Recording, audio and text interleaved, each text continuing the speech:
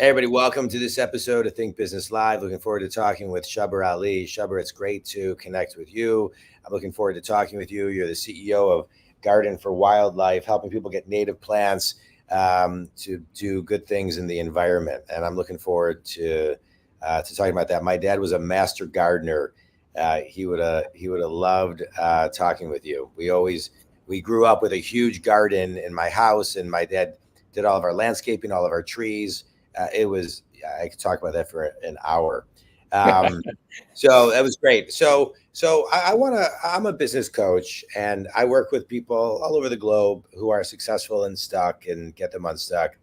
And so I thought, I always like to talk to people about kind of where's your stuck. And my question to you is, as a business owner, in today's world, where do you get stuck and how do you get unstuck?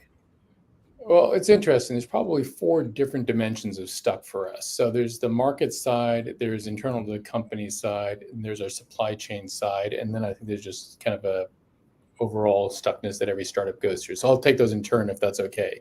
So on the market Yeah. side, the biggest challenge we have is, so people are familiar with, big tobacco, big oil, right? All the big bads. What they don't realize is another one out there that I like to call big garden. And I'm sure your dad and I would have spent hours talking about this as well, which is if you go to your average garden center at a big box store, you see all those beautiful, it's right now it's spring. So you see this all the time, the crowds of people buying pretty flowers and the rest. Turns out those are all invasive species. And they're actually part of what's been damaging our environment and making the pollinators disappear. And what I mean by that is, if you remember as a kid driving around like I did in Southern California, my parents' station wagon, whenever we go on a trip anywhere, the windshield would be covered in bugs. And at the gas station, you'd always have to clean off the window. And now you don't see that anymore. And that should really scare the heck out of people. So the first problem that we're stuck is getting people to be aware of the massiveness of this problem. People know about carbon, they know about plastic in the ocean, but they don't understand why the birds and the bugs have been disappearing. And it's actually because of the plants they're putting in their yards is a big part of it, right? We've spent 200 years putting in lawns and changing our landscape. So stuck area for one is number one for us is getting people educated. Because if you get them educated, there's a ready-made market. People spend $50 billion a year on gardening. We did this research when I was at Accenture before I came over to help National Wildlife Federation launch this business. The second area is on the talent side, right? There's always a war for talent. I don't need to go into detail there, but always finding the right people who, in our case, it can't just be technical skills. They also have to have the mission alignment, which is that they care about what we care about, right? We're trying to fix the planet 1 yard at a time. So you have to get people who actually care about that, because startups are hard, right? And it takes a lot of work. And so that means that when you're burning that 110, 120th percent, you do it because you care. And that actually matters. So when I recruit people, which makes recruiting a little bit harder, I make them read the book first that started this company, which was written by a professor, Doug Tallamy at the University of Delaware. And based on their reaction, I know whether or not they're like, I get it, it's interesting, or I need to help solve this problem, right? And it's that latter that you have to find, which makes, of course, the window a little bit tighter. And then the third one is on our supply side, because we're trying to disrupt an industry that has been built up over decades, growing plants for the big box stores and places like that. And so they're used to growing these annual plants that are invasive species. They're pretty, they're showy, and they just churn them out like crazy. And we're trying to grow native plants, which are a little bit harder to start just by the nature. And then the native plant industry, which is made up of lots of small growers all over the country primarily, doesn't want to do part of the puzzle, which is fulfillment. They don't want to have to put things in boxes and ship them to customers. And so for us, it's a challenge, because then we have to find those and nurture them and teach them how to do it, which just creates a lot of operational chaos. Yeah. Yeah, it's interesting. I know a little bit about the world of gardening because my dad was such a master gardener, but I've never really thought about it to the level that you're talking about, and how big and how important it really is. Just the garden itself. You know what I mean? I mean, I know the environment and the trees and insects and et cetera, but when I just think about a garden, I think of it just kind of like my backyard, garden type thing. But it's so much bigger than that. I have a question for you. So I appreciate you kind of sharing that insight. I think that's really, really important. And I think, that's another thing people get stuck on, is thinking of it as however they think about it in their story, right? And so you kind of, open up eyes to look at it from a more multidimensional perspective. You talk about educating people, is one of the first steps. What's one lesson you've learned in your education about, yourself or your business? Probably the most important one, which I have to remind myself even here with this company, is that, and it's advice I got a long time ago, and I try to impart it on my kids, is you can do a lot less in a year than you think you can do, but you can do a lot more in 5 years, right? Yeah. So it's important to set that kind of longer term, here's where we're going, because if you know where you're going. And so I should say, I spent most of my career in management consulting and building a number of startups, but never in the plant business. So this is all new to me, but at the same time, it's just a business, right? So it's saying, okay, here's where we want to be in 5 years, and then what are the things we have to do to get from here to there? And we can adjust over time if they're not quite tracking the way we Yeah. expected, because we run experiments and the rest. But if you don't know where you're going, any path will get you there, right?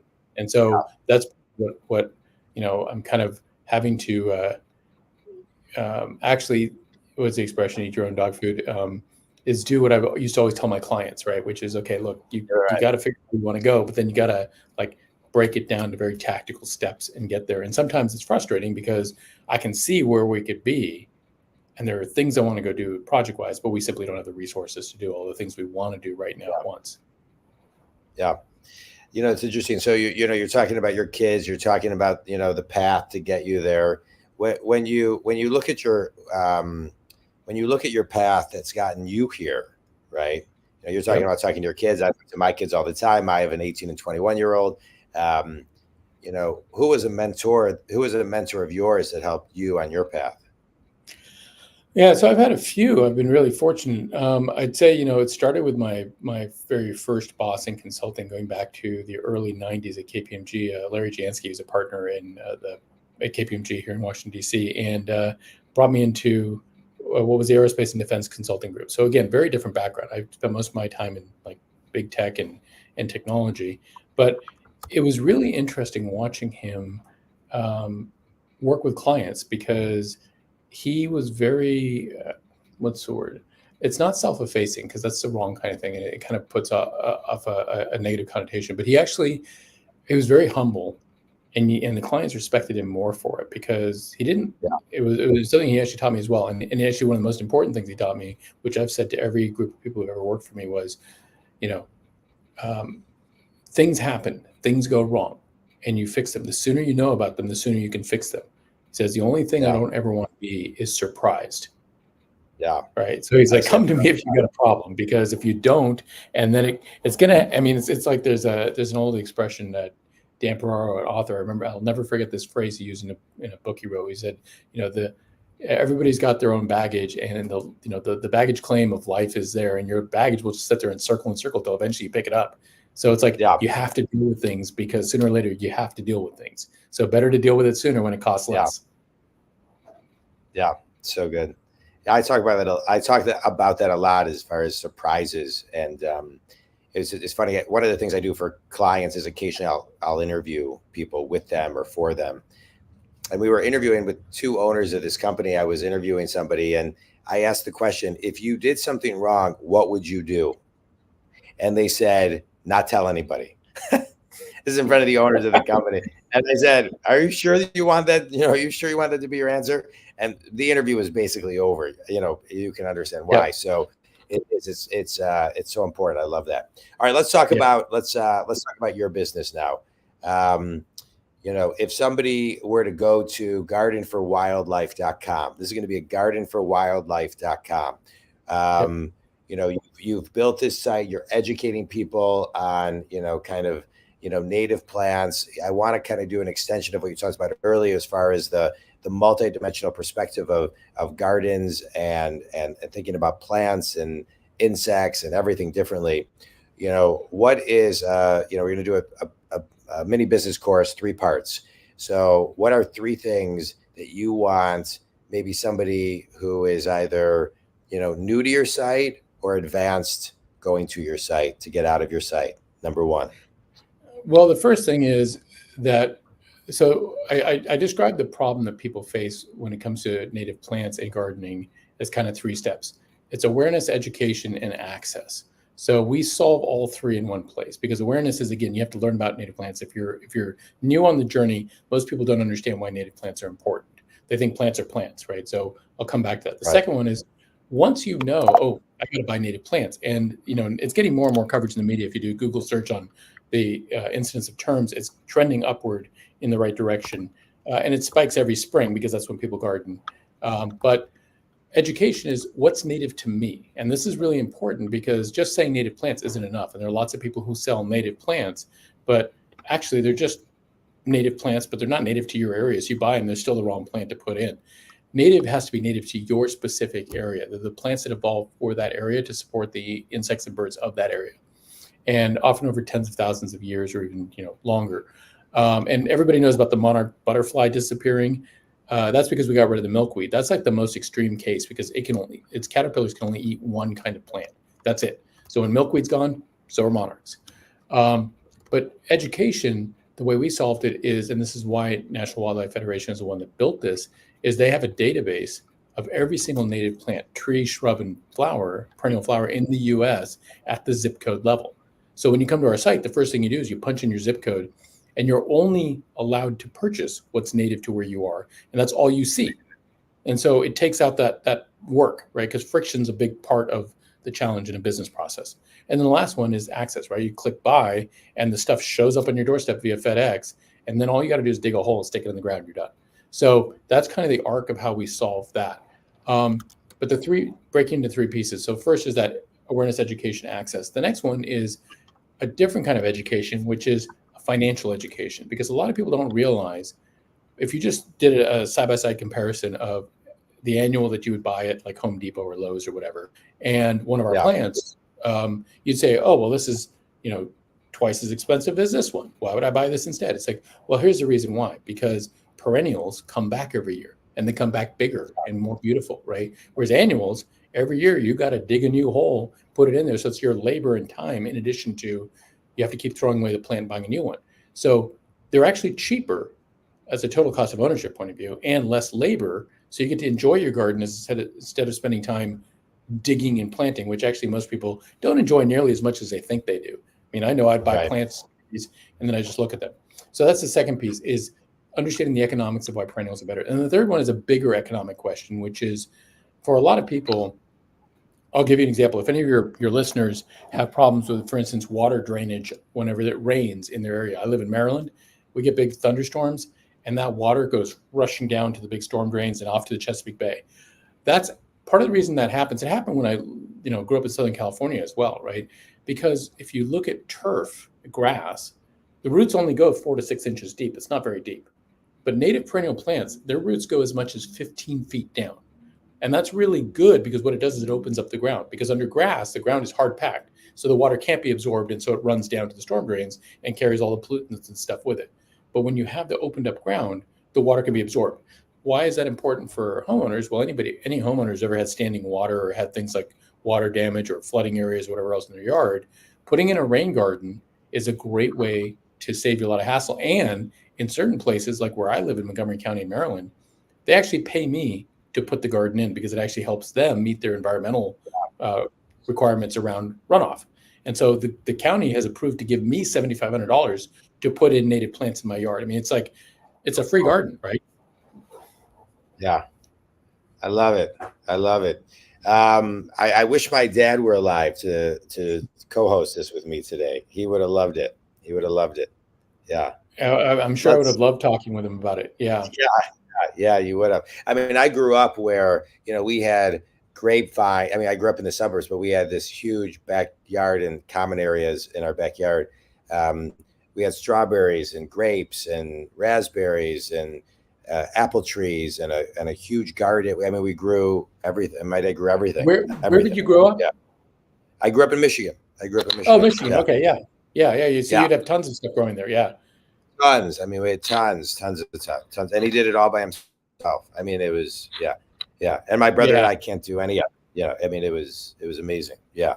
I joke that I'm not a master gardener. I'm an amateur gardener, because I've never done like the proper training. But if you ask my wife, I've done the same thing to our yard. So we have the strawberries, the grapes, the raspberries, the blackberries. the big vegetable garden. And then I've planted, since the start of the pandemic and the start of this business, I've planted over 100 trees to get rid of my lawn and put in a bunch of native perennial flowers and shrubs and stuff as well. So in another 5 years, it'll look totally different. But from what we got when we first moved there, it was just big lawn. Oh, that's cool. That's cool. So wait, I want to tell you this. I feel like you'll appreciate this story. So about 3-4 weeks ago, we noticed that outside our bedroom window was a robin's nest, and there was 2 eggs, and we like watched them kind of, go through the process. They hatched. They grew incredibly fast into birds. I needed to do some research on it because for what they went from like birth to, anyway, so yesterday I was watching them and they had grown pretty significantly. The mom and the dad were all around the nest, and the babies were trying to kind of flap their wings. Yep. Oh, today's the day. And I check on them every morning. And this morning they were gone. So I'll tell you, it's interesting because this is actually how the whole thing started for me. So I read this book that came out about 4.5 years ago by Professor Talamy called Nature's Best Hope, which I highly recommend to all your readers or your listeners. It's actually a really fast read, but it literally changed my life because I was a partner at Accenture. I read this book and I'm like, I have to change everything I'm doing because I've been gardening for 20 years and doing it wrong and hurting the environment in the process. But the connection was really simple between why have the birds been disappearing, why have the pollinators disappearing, and the function of native plants. And the really simple one, which your robin's nest actually reminds me of, is do you know how many caterpillars a single nest of chickadees will eat, which is 5 baby birds, from the time they hatch to the time they leave the nest a few weeks later? How many caterpillars do they need? 50. Between 6,000 and 9,000, right? So here's the trick. Yeah, exactly. That's what I was like, my mind kind of was like, wait a minute. I started to get an understanding of the scale. The reason the birds have been disappearing is because like I have probably 7 bird feeders in my backyard, and it's great for the adults, but they can't feed their kids with it. Just like, as I'm sure you remember, like my kids, when they were babies, I couldn't give them a steak when they're 6 months old, right? You have to give them soft proteins, which were caterpillars primarily. And the caterpillars have been disappearing because they're the offspring of the pollinators, the butterflies and the moths. And when the butterflies and the moths started disappearing because they didn't have the food sources from the native plants, their caterpillars started disappearing, which meant fewer butterflies and moths later, which means less food for the birds. So fewer birds. 3 billion pairs of nesting songbirds, about a third of the population in the US, have disappeared in the last 30 years, right? This is the problem, the scale of it. But the great thing is, if you just do a little bit in your own yard, just a small section, you have to get rid of your whole lawn, but if you just plant like a 6 by 4 foot section of native plants, you'll see a difference in 1 year. You'll start to see wildlife coming back, birds and butterflies specifically. Really? That's how amazing it is. So I live in Michigan. What are some things I can plant?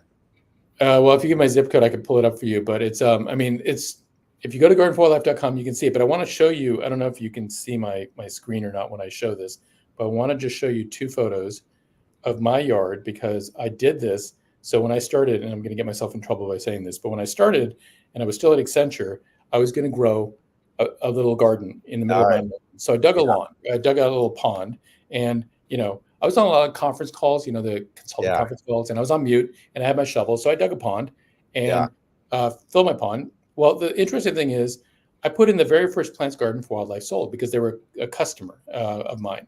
Within a few months, things started showing up in my pond. They walked across the lawn and found the pond.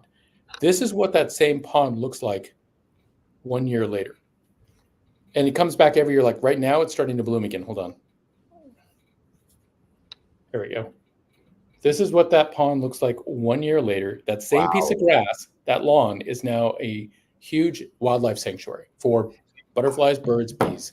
I'm going to introduce you to my cousin. His backyard is in Colorado. It's like a masterpiece. It's a masterpiece. Oh, wow. I'd love to hear. I'll connect you guys. Please do. I'm going to talk to you offline because I want to know if I can plant a couple things where I am, but I want to do a quick speed round real quickly. Yeah. So you just shared a book that had a big impact with you, Nature's Best Hope. Is that the name of the book? Yes, by Doug Talamy with 2 L's. Perfect. Thank you for that. Best piece of wisdom you've ever received? Always drink your coffee black. All right, good. And finish your sentence. One thing everybody can do to plant one native plant in their backyard is? go to gardenforwildlife.com and buy a plant. There you go. Like the way I teed you up on that one. Thank you. This was great connecting with you. I loved it. I feel like now that we got into the conversation, I want to talk to you further, but I'm gonna call you offline and check out the website as well. But this was great. I think I like to extract always at least one thing. You shared a ton of stuff, but it starts with education. And one of the things I love about this podcast is I get to personally be educated as well as share it with whomever listens to and watches it, all throughout the world. So, but Think Community, we talk a lot about this. First step is always awareness and education, no matter what industry you're in, especially in a world that is very noisy. So educate your people, raise awareness. Shubber, where can people get a hold of you? You can email me. You can go to the website. If you email me, it's just ollys@gardenforwildlife.com. All right. You can reach me if you want to talk about any coaching at jondwoskin.com. Stay on for just a minute. Thanks. This was great. I loved it. Thanks Thank you so much everybody for listening.